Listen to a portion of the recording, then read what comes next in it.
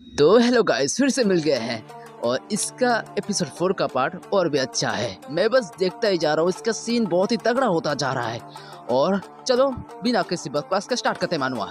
यहाँ पर हमको पहले वाला सीन देखा जाता है जहाँ पर उन्नी बोलती है कि आपके बटे में कितना, फिर मेन कैरेक्टर बोलता है फिर बैकग्राउंड से एक आवाज आती है गुलाब। उनमें से एक बंदा बोलता है शुक्रिया, क्या तुम खाना का मजा लोगे। उसमें से एक लड़की है, वो बोलती है मैं भी। फिर हम आगे किसी देखते कोई बोल रहा होता है प्लीज 4 लोगों के लिए एक टेबल, और जवाब में हमारी उन्नी बोलती है और देखते हैं उन्नी के सामने एक लड़की आ जाती होती है और लड़की बोलती है हम 4 लोगों का एक ग्रुप है। जवाब देते हुए उन्नी बोलती है मुझे माफ करिए, अंदर आइए और बैठ जाइए।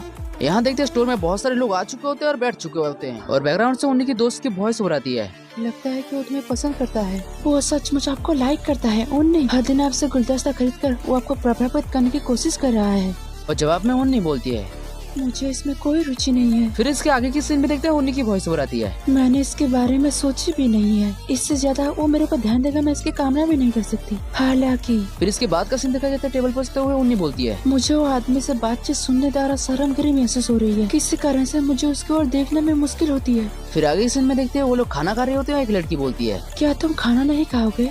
जवाब में सम्यक बोलता है मेरे पास बहुत कुछ है। फिर वो लड़की बोलती है हाँ, मुझे आपके कहने से पहले पता चल गया था कि आप यही कहने वाले हैं। इसके बाद का सीन में उन्नी बोल रही होती है वो आपके गर्लफ्रेंड है, वो साथ में बहुत अच्छे लग रहे हैं। गुलदस्ता शायद इसी के लिए था। यंग लोगों से काम करते हुए मुझे ये कभी भी नहीं पता था कि वो किस बारे में बात करते हैं। इसके बाद का सीन में उन्नी की वॉइस हो रही है होने देना, अपने आप को संभालो ना हेसु। ये लड़की कुछ नोटिस करती है और बोलती है अरे तुम किसे देख रहे हो, तुम काफी देर से उधर ही देख रहे हो। इस टॉपिक को चेंज करते हुए सैमिक का दोस्त बोलता है हे जी, आप तो जानते ही एक बीमारी है ना। सैमिक सर बस तुम्हें बुलाया खाना खाने के लिए, चाहे वो इधर उधर देख रहा हो या फिर सील हिला रहा हो, अपना बस काम करो और खाओ। तुम वो आदमी के चेहरे को क्यों घूरती रहती हो। फिर ये लड़की गाली देती हुए बोलती है बीमारी कुत्ता हरामी कहीं की। गाइस मैं कह देता हूँ इसकी जो रियल गाली है भाई बहुत ही खतरनाक है, इसलिए मैंने ये गाली दे दिया। फिर ये बंदा किलर जाता है और बोलता है ओह लानत है, क्या हिजी सच में लोगों को डराती है ना। फिर उसके साइड में एक लड़की होती है, वो बोलती है अरे तुम ऐसा क्यों करोगे। फिर जवाब में वो बंदा बोलता है अरे मैंने क्या गलत कहा। फिर देखते हैं सम्यक उसके पैर के ऊपर पैर रखता है और सम्यक बोलता है डॉन को तो मीट चला रहा है। फिर वो मीट को उठाते हुए बोल रहा होता है मैं समझ गया, ठीक है सब ठीक हो जाएगा, बस खा लो। अरे यार ये बेवकूफ गंभीर है। आगे की सीन देखते हुए लड़की बोल रही होती है तुम उस औरत को क्यों घूर रहे हो, क्या तुम एक दूसरे को जानते हो। जवाब देते हुए सम्यक बोलता है क्या स्पष्ट नहीं है, तुम ठीक कह रही हो, हम एक दूसरे को जानते हैं। फिर वो लड़की बोलती है क्या बकवास है, मेरा मतलब है मुझे लगा कि अब ऐसा ही किया होगा, क्या आप सच में उसको जानते हैं। इसके बाद का सीन में देखा जाए तो फूलों को जो स्टोर से लाता है, भाई फूल लेना तो एक बहाना है, उसको तो लड़की से मिलना है। फिर आगे की सीन, फिर सीन में देखते हैं उन्नी कपड़े लेते हुए जा रही होती है और उनमें से एक कपड़ा फटा हुआ होता है और उन्नी बोल रही होती है वो नाराज हो जाएगा, इसे खरीदे हुए मुझे ज्यादा समय नहीं हुआ है, इसलिए शर्म की बात है कि मुझे इसको फेंकना पड़ रहा है, मुझे इसे सिलना चाहिए। मिलचल सो रहा होता है, उसका नजर पड़ चुका होता है। मिलचल बोलता है आराम करने के बजाय तुम क्या कर रही हो। जवाब देते हुए उन्नी बोलती है सिलाई। तुम सिलाई क्यों कर रही हो। मिलचल उठ के बैठ जाता है और बोलता है मैं एक नजर मार लूंगा।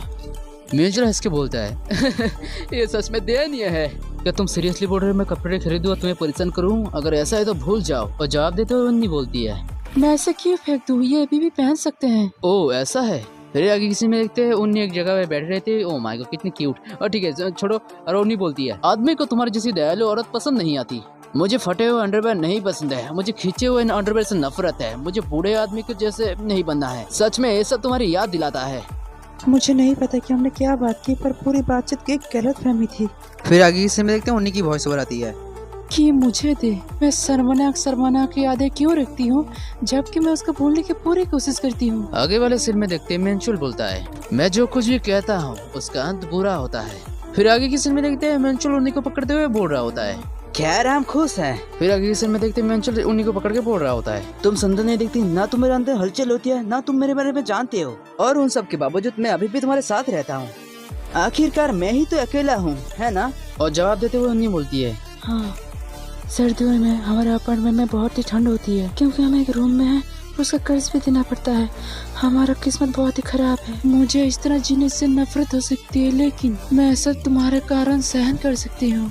फिर आगे की सीन में दिखा जाता है उन्नी बोल रही होती है दोपहर तक भारी बारिश का संभावना है, देर रात तक ऐसे ही चलती रहेगी। मुझे लगता है कि शाम तक ही बारिश होगी, है ना? मुझे अपने साथ एक छाता ले जाना चाहिए। इन दोनों में से कौन सा सही है? और छाता पकड़ते हुए उन्नी बोल रही होती है। ये बिल्कुल ठीक लग रहा है। छाता खोलते हुए उन्नी बोल रही होती है। ये वाला, ये अभी भी काम करता है। ये पूरी तरह से टूटी नहीं है, इसलिए मैं इसको थोड़ी टाइम के लिए इस्तेमाल करूंगा, फिर फेंक दूंगा। मैं मिचुअल को वो छाता इस्तेमाल करने के लिए दूंगी। इसके बाद का सीन में देखा जाता है म्यूचुअल का ऑफिस का सीन दिखा जाता है। म्यूचुअल बोलता है, मिस एरी आप कहाँ जा रही हैं? जवाब में एरी बोलती है। मैं कॉफी लेने जा रही हूँ। आगे के सीन में देखते हो लड़की मिलचुल के पास आती है और मिलचुल बोलता है, ओह क्या हमारी इंस्टेंट कॉफी खत्म हो गई? जवाब देते हुए एरी बोलती है, उन्होंने नया पैक कहाँ रखा? मुझे लगता है मैं एक बार उन्हें यहाँ देखा था। फिर इसके बाद का सीन देखते हैं, कोई बैकग्राउंड से आवाज आती है और वो यारी उसके साथ चिपक जाती है। फिर मिलचुल बोलता है, क्या गलत? वहाँ पर बिग बग है, वहाँ पर। मुझे लगा कि मैंने कुछ गलत किया है। क्या आप कीड़ों से डरती है? जवाब देते हुए यारी बोलती है, बहुत डर लगता है। हाँ, मैं सच में कीड़ों से बहुत डरती हूँ। मुझे तो लगता है कि भाई ये बहाना करेगी। आपका क्या ओपिनियन है? कमेंट कीजिएगा, ठीक है? फिर हमारा मिलचुल हरामी मुस्कुराते हुए बोलता है, वो बहुत प्यारी है, मैं आपके लिए उसको कैद कर दूंगा। वो कहाँ था? जवाब देते हुए यारी बोलती है, वहाँ पर। आगे के सीन में देखते हैं यारी बोल रही होती है, हाँ, ये अजीब है, ये गायब हो गया। मुझे यकीन है कि ये यही था। बैकग्राउंड से खुला वॉइस ओवर आता है लड़की के ऊपर। ना ही उसको कभी भी कीड़ों से डर नहीं लगता था, वो बस पकड़ने का बहाना बना रहा था। यह सच है, यही लिखा हुआ था। एरी की वॉइस ओवर आती है, कहाँ गई? और मिंचुल की भी वॉइस ओवर आती है। वाह, इससे काम पर आना आसान हो गया। फिर आगे किसी में देखते हैं रेस्टोरेंट को एक लड़की की वॉइस ओवर आती है, वो आज देर से आ रहा है। और जवाब देते हुए उन्नी बोलती है, कौन? और कौन? गुलाब। रेस्टोरेंट का काम करना बहुत ही मुश्किल काम है। अगर इस बीच उसका चेहरा देख लो तो मन हल्का हो जाता है। इसके बाद का सीन में देखते हैं वो लड़का आ रहा होता है और बैकग्राउंड से एक वॉइस ओवर आती है, ओह, वो आ रहा है। शैतान की बात करो, सही है। और बैकग्राउंड से उन्नी की वॉइस ओवर आती है, ये अजीब है, उसे टकराना। इसके बाद का सीन देखते हैं उन्नी बोल रही होती है, मैं पीछे रहूंगी, फूलों की देखभाल करूंगी, तुम्हें ऑर्डर लेना चाहिए। और जवाब में उसकी दोस्त बोलती है, माफ करो। इसके बाद का सीन में दिखाया जाता है सिमो को आ चुका होता है और उसके बैकग्राउंड से एक वॉइस ओवर आती है, तुम्हारा क्या मतलब है? तुम अचानक से कहाँ जा रही हो? उन्नी। देखते हैं उन्नी चली जा चुकी होती है, सिमो सामने आ जाता होता है और लड़की बोल रही होती है, ओह, क्या आप कोई अच्छे फूल ढूंढ रहे हैं? गुलाबों का गुलदस्ता जो आप रोज खरीदते हैं। हाँ हाँ। और जवाब देते हुए समीक बोलता है, हाँ प्लीज मैं उन्हें ले लूंगा, मुझे तो तुम्हारी तरफ देखने का भी मौका नहीं मिला है ना। फिर लड़की की वॉइस ओवर आती है, चलो गुलदस्ता बनाते हैं। फिर इसके बाद का सीन में दिखाया जाता है वो घर जा रही होती है, उसकी दोस्त बोल रही होती है, ठीक है, बाय, घर पहुँच जाना आराम से। और जवाब में उन्नी बोलती है, हाँ तुम भी। अच्छा हुआ मैं उससे नहीं टकराया।